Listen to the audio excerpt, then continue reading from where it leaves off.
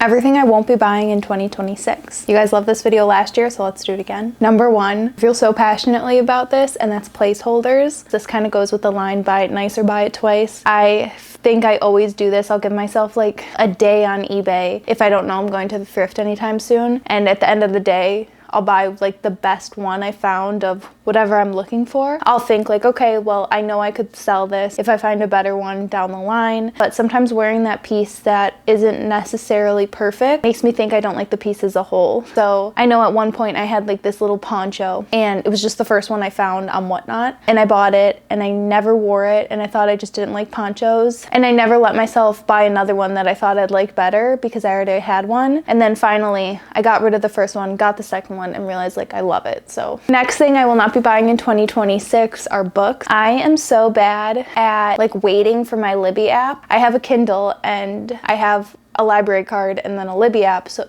I can get all of my library books for free. I'll buy the book physical copy if they don't have it at my library or like sister libraries or whatever. Sometimes they do, and it's just like an 8-month wait. Like I can wait, I can read a different book in the meantime, but I'll just get so caught up on like, no, I want to read that one right now, and I'll buy it. And especially buying like a digital book, I just don't like owning digital things. I'd rather own the physical version and like rent a digital. So no more buying digital books, especially when I can just wait for it for free and support the library. Next thing, digicams. I feel like everybody is on their digicam grind. I always get sucked into like, oh, I don't have the best one. I literally have a Canon G7X, which is like everyone's go-to, but I got this for YouTube, and this is actually my second one because my first one broke. I got it back in like 2018, I think, and I just don't like carrying this around and throwing it in my bag. I'm pretty sure this is like $1,000 camera now. It was not that much when I bought it, but it is like so delicate with the viewfinder, and it is heavy,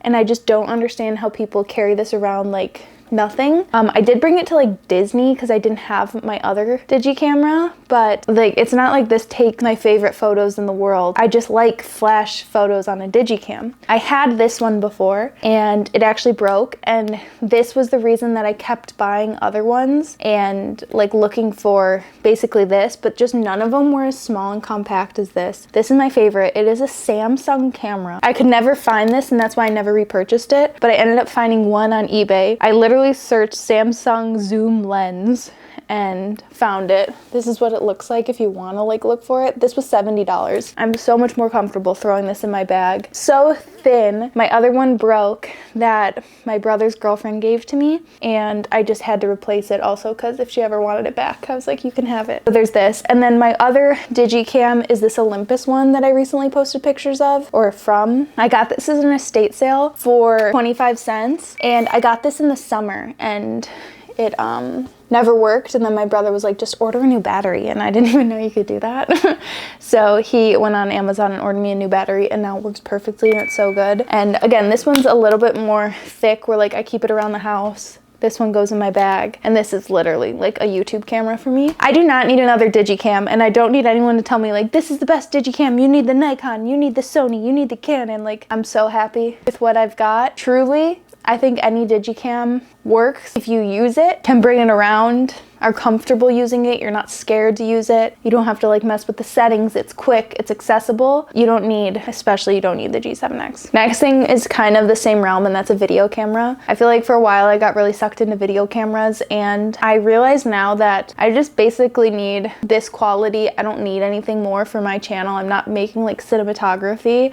Most of my videos could technically be like podcasts in my opinion, and then outfit videos. I know you guys can see what's happening, that's all that matters. This is the Sony ZV-1 that I used to film on, and it does the job for me. My last one broke, it fell off the tripod, and I just went and repurchased this one immediately, which like obviously if any of these broke, I could get a new camera. Same with this, if it broke, I would need a new camera, but I don't need to like be trying the next best thing. Also, I've never been a camera person or like an equipment person. I buy one and I can use it until it breaks, and then sometimes I'll get like influenced by watching other YouTubers or content creators and being like, oh my god, I need that camera, and I buy it and I never use it because I'm a creature of habit. I know how this camera works, I know how my mics work, I don't need to try anything new and like hate my life for a month. Next thing, subscriptions. I'm very sick of not owning things and just paying monthly, especially I don't know, just like with everything getting more expensive, like my healthcare went up so much, and now I'm like, wait, I'm like allocating my healthcare money. I need to get rid of like Netflix and stuff like that.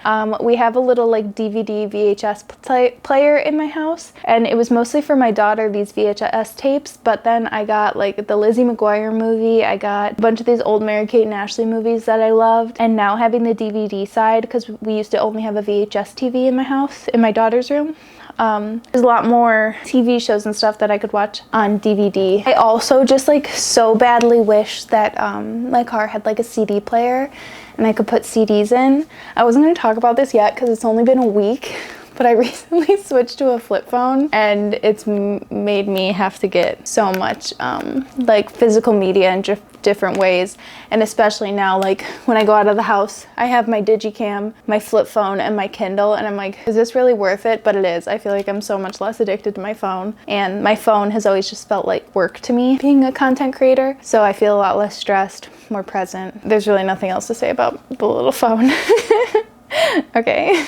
Okay, next thing are vitamins. I feel like I also always get sucked into thinking like a vitamin is going to make my hair grow 3 feet in a day, or clear my skin when I have a pimple, or make me not bloated, or like do like miracles. And I'm not saying vitamins don't work, but the way I'm imagining them working, and sometimes I will just buy like $100 worth of vitamins, and I'm looking at these like 18 pills I'm supposed to take every day. A lot of times you pee out excess vitamins anyways. Like I'm so good with prenatal, when I'm pregnant with my prenatal, when I'm postpartum, my prenatal or postnatal, and then when I'm just like a woman, my woman multi-day vitamin. That's all I really think I need for me. I'm not a doctor obviously, but I need to stop getting sucked in to thinking a vitamin's gonna change my life, because I've tried things and they never change anything. It's gotta be like so minute. Okay, last thing is a little bit more niche, but being pregnant. Last time I was postpartum with a newborn, I fell for so many baby like sleeping gadgets, all these different kind of baby swaddles, a weighted baby swaddle, the Merlin sleep suit, if you know, you know. So many things that I was like, this is going to make daughter sleep through the night. None of them do. A lot of it's just about like getting to the right age, or like honestly crying it out, which I never did, but normally is what gets kids to sleep through the night, or babies to sleep through the night, which I didn't want to do. So my daughter didn't end up sleeping through the night until I stopped breastfeeding, which she was almost 3 years old. And I'm just like accepted that this time around with this baby, he's not going to sleep through the night. There's no miracle product. Or if he does sleep through the night, I'm just like super lucky. But especially in those early months, you're good with a 3-hour stretch. You should be thankful for it. Okay, I did want to say things that I've stopped spending my money on, like as a little pat on the back, have just been really easy and saved me some money, so I wanted to talk about those. First one is getting my nails done. I've not gotten my nails done before the last time I was pregnant, so we're going on 4 years, almost 5 years. Not my toes, not my nails. I just do it at home, whatever. It saves me so much money, and I like switching up my colors and just like knowing that I don't have to go to the salon to get my nails done when I'm like in a pinch and need my nails to look okay. Love that. Next thing is trinkets. I know we're in such like a trinket era, especially with like our, honestly, like every age group, blind boxes, stuff like that. I think having such a little house with not a lot of like surface area to put things has stopped this. I have no place to put trinkets. And then also I have like my daughter's toys that feel like trinkets that clutter my house. So that's definitely helped, but I do not feel enticed to buy those things at all. I'm way more enticed to buy like an actual toy for my daughter, which maybe that's the same thing, and that's why I don't feel the need to, because I'm like healing my inner child. However people say that, I don't really mean that, but you know what I mean. You're like having this youthful fun activity that feels like you're a kid again, but I just do it through my daughter. Okay, next thing, I've definitely stopped buying our gifts for people that I just like or I just want, especially toys or clothes for my daughter. I am so down to buy toys or clothes for my daughter, obviously, but like if I see something cute on like Cezanne for my daughter, like she does not care if she has that sweater or not. I'll just go to the thrift and get her one. Or when the toys are so cute, but they're more so like cute for adults and not cute for kids, I've learned to just like not buy it, step away, and let my daughter pick out the unicorn, sparkle, princess, whatever she wants. Especially dress up clothes. Like, there's so many cute dress up clothes on Zara Kids. I've never bought them, but I've looked at them and I'm like, oh my God, those are adorable. But I know my daughter wants Ariel plastered on the front of her tutu. She does not want a monochromatic tutu. And then this goes for like people too as well. I used to always get Brandon that I kind of wanted or I thought was funny. And I feel like this year for Christmas, I literally just got him things that I knew he would use, and it's so much better that way. Next thing, I stopped buying shoes that are too small. I really deserve a pat on the back, especially at the thrift store when there's one size and you don't get to pick, or even online when like they don't have my right size and I'm like, oh well, I can just like half size down. No, if anything, I will be half sizing up. I've realized that bigger shoes are just so much more comfortable, and especially being pregnant. If I ever were to get pregnant again, like now I look at so many of my shoes that I bought before I had this rule and like I literally can't wear them. The shoes that I half sized up or got my right size, I can still wear them and feel comfortable. So